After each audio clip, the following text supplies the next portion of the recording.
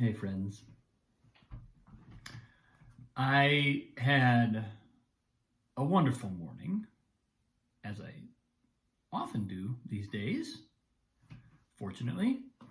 Um, but in that I had a couple of really great sessions with clients this morning and some really great conversations. I'm always just kind of stunned at how I I get to make my life about this work. I don't know why. Maybe I shouldn't admit that I'm stunned by that fact. But and I don't merely mean stunned. I just mean I feel really lucky and I feel really grateful because at the forefront of what I'm doing for a lot of my uh, working hours is this sense of depth, is a kind of like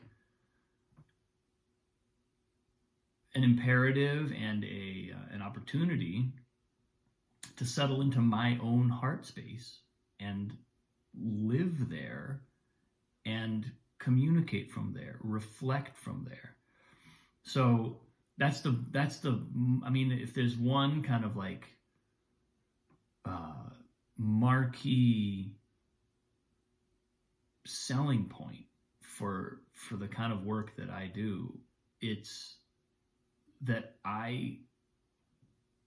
my professional work is to inherently involves me evolving myself in real time, along with all the magnificent people who are in it with me. It's just I just get this sense that it's such a win-win, win-win-win, and it's a really great way to start your day. So I'm feeling some gratitude for that, for sure. And one of the things that showed up in a conversation on one of these calls this morning is this sense that sometimes comes up of looking back and thinking, oh, man, I wish I had come farther, faster, or I wish I had gotten this earlier because then I'd be further along. I wish that we were framing it in terms of alignment and, being in alignment and being out of alignment. And a lot of us can look back on our lives and see moments, maybe quite some time ago, when we understood alignment. We understood what it means to be in alignment, or we got an epiphany of what I've been calling zone of genius over the last couple of days. Zone of genius being the place where we're really connected to our heart and our purpose, and zone of excellence being frequently the thing that we're doing that we are excellent at, but that's in some ways a defense against the vulnerability or the embrace required by our zone of genius. A lot of us can look back on our lives and see, oh, this was really pointing me towards my zone of genius, or in some way we were getting that reflection from the universe. And then we look at this vast expanse of time from that moment forward, when it seems like we didn't either listen to that reflection, or didn't internalize it, didn't believe it, didn't really live according to it. And there's this thing that we can do where it's like, oh, I wish that I had been more X. I wish I could, I wish I had done more work earlier in life. It's like one of these things. I think that in some ways, this is a constant feature of inner work, spiritual work, whatever we're going to call that path. It is a constant feature of that path that we will look back and see opportunities that we didn't take. Because as we continue to grow, as we continue to kind of ascend and transcend patterns or whatever it is, whatever our karma happens to be that we're gradually releasing, we're gradually freeing ourselves from, looking back on the past, we're looking at it with clearer vision than we had back then. So no wonder it all looks like, oh, I missed this opportunity. Because I can look at my, it's funny because I think about my younger life, and in the context of looking at alignment and looking at like, okay, well, what does it mean to really live from my heart? What are the things I want in my life? How do I have to organize my life so that I actually can make those things happen? So one thing that's happened to me is I've gone from being someone who was pretty loosey-goosey about time to someone who's incredibly rigorous about time. How I manage my time. I mean, I hate to call it time management because that's not really what it feels like, but how I look at my day and try and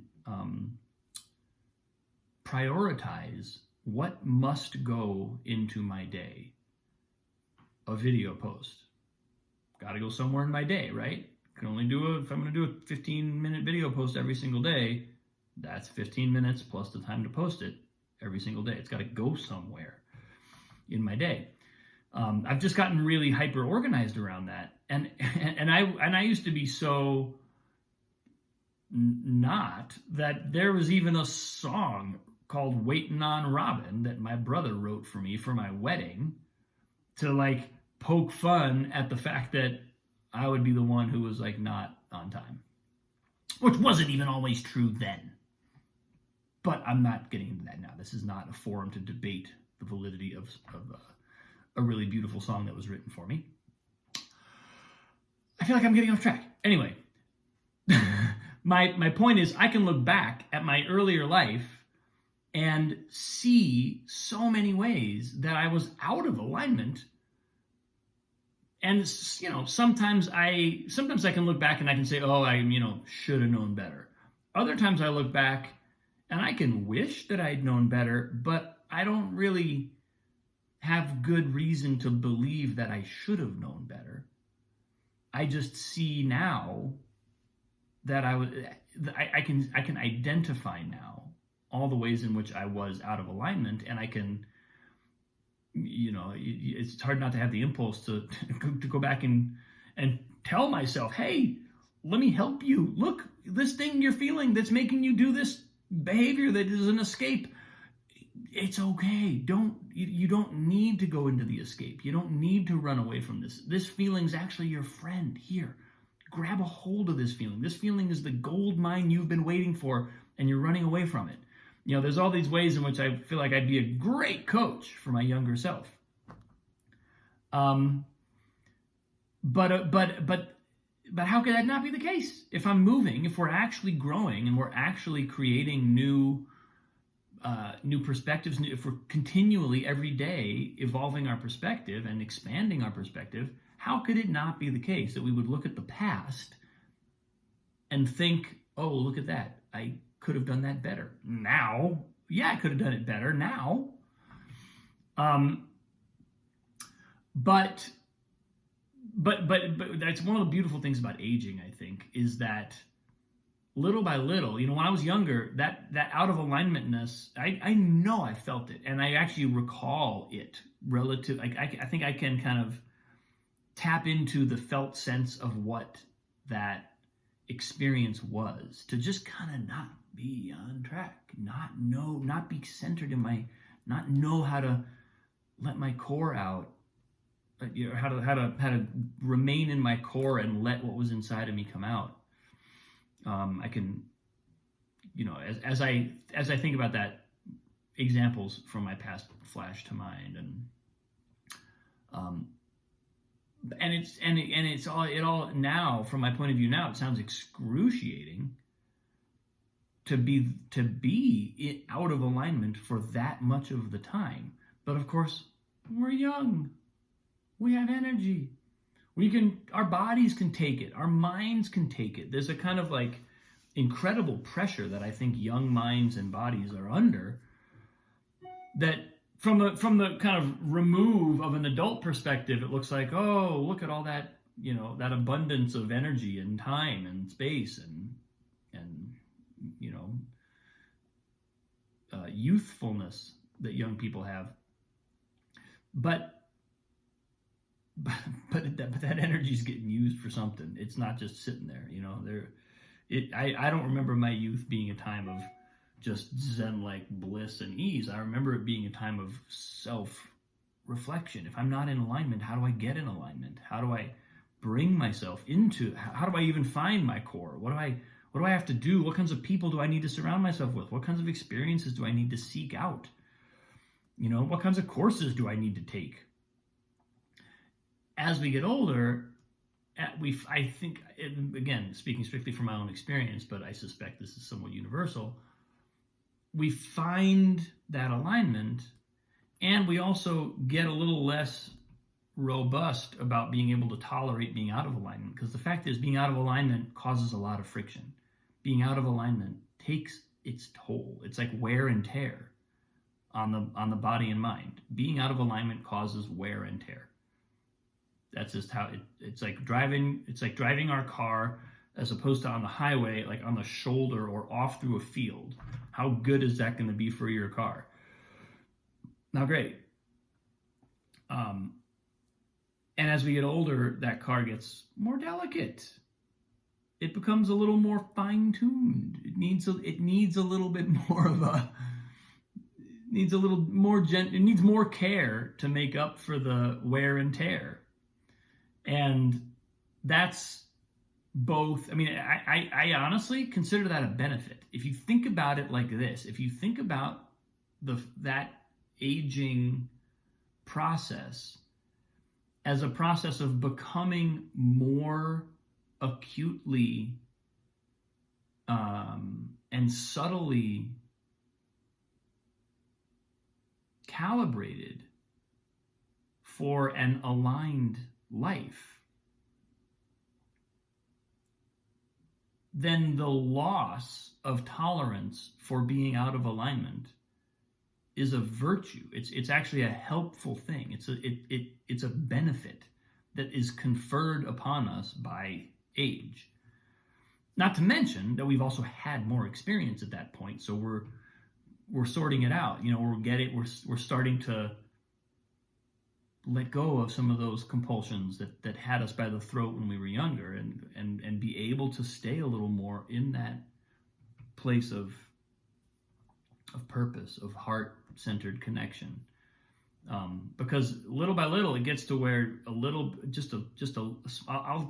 nowadays I'll spend a couple hours, like sometimes I'll get distracted. I've talked over the last couple days even. I'll have a thing, even just a short burst of work or a short something that pulls me out of alignment for a couple of hours. And when I come back from that, I feel like I have a hangover. I feel like it has really affected me to be disconnected. And that's ultimately what we want. We don't want to subject ourselves to pain. It's not like, yeah, give me more of that feeling, make me feel worse about not being in alignment. That's not what we're saying, but it's like, because we naturally, as we start to align, because we will naturally feel the lack of alignment more powerfully,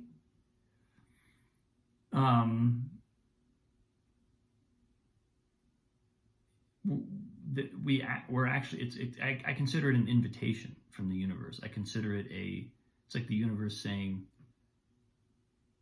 this is a gift I'm giving you. I'm going to give you the gift of discomfort, of greater and greater discomfort, when you leave the zone that you want to be in. Because ultimately that's what we're talking about. It's like our purpose, where we most fully want to live on the deepest level of our being, that's what the universe is. Everything is hedging towards that. Everything is taking us towards that. And in that sense, the aging process is our unqualified ally. It's 100% on our side in bringing us into that place. And if we're surrendered to that, if we can genuinely stay on board for the surrender and like face the compulsion, and you know, the thing I was saying yesterday about observing, putting that tiniest of air gaps between ourselves and the compulsion, just the smallest little gauze film of observation, where we're not just doing the compulsive thing, but we're observing it. Even if we are still doing it, if we're just observing it, even as we do it, it gives us a layer of freedom. It gives us a way of being able to potentially let go of the compulsion and choose where we want to stand, where we want to be, how we want to act, and live in alignment. So, yeah, like I said, great morning, amazing people, my God, great life. Thank you. Thanks for watching. Thanks for being part of this journey with me. I love you, appreciate you. Have a wonderful day. I'll see you tomorrow.